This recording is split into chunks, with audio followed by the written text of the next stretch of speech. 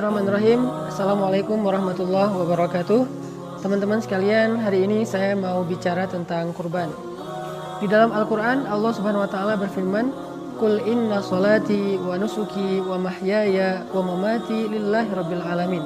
Katakanlah, sesungguhnya sholatku, kurbanku atau pengorbananku, kemudian hidupku dan matiku hanyalah untuk Allah, Rabbnya alam semesta.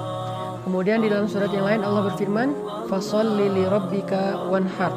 Maka solatlah untuk Tuhanmu dan berkurbanlah.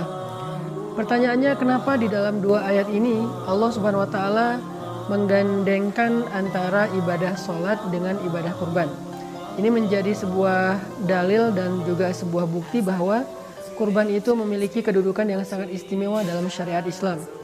Pertama, ulama bersepakat bahwa ibadah yang dilakukan dengan harta yang paling baik itu adalah menyembelih hewan kurban.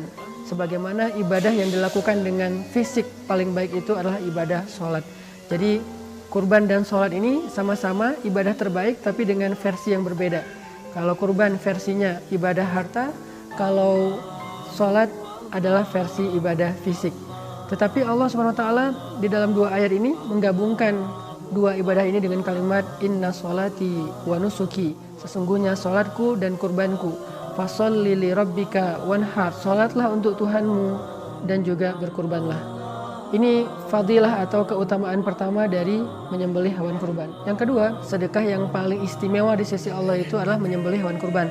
Sampai sebagian ulama berpendapat menyembelih hewan kurban bagi yang punya kemampuan itu hukumnya wajib. Walaupun ini bukan pendapat mayoritas ulama, tapi sampai ada yang berpendapat demikian karena memang ayat-ayat tentang kurban ini cukup tegas dan juga cerita tentang kurban ini luar biasa.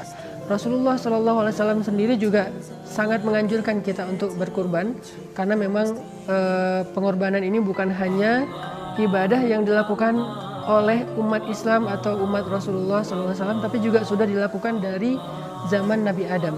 Sebagaimana sholat, sebagaimana ibadah haji, itu adalah ibadah-ibadah yang usianya tua sekali di antara para anbiya. Maka ibadah hewan kurban juga ibadah yang cukup panjang sejarahnya, bahkan dimulai dari sejak zaman Nabi Adam alaihissalam. Sehingga saya mengajak teman-teman semuanya, tahun ini yuk kita jalankan salah satu di antara syariat agama Islam, salah satu di antara perintah Allah Subhanahu wa Ta'ala. Kalau kita merasa bahwa selama ini kita punya uang untuk hanya membeli tas, punya uang sekedar membeli celana, membeli baju, yang itu bukan kebutuhan primer kita, kecuali hanya lebih ke entertain atau lebih ke fashion dan style, lifestyle kita, harusnya kita sedikit lebih sungguh-sungguh untuk ngebela-belain biar bisa kurban. Karena kata ulama, kurban itu adalah sedekah yang paling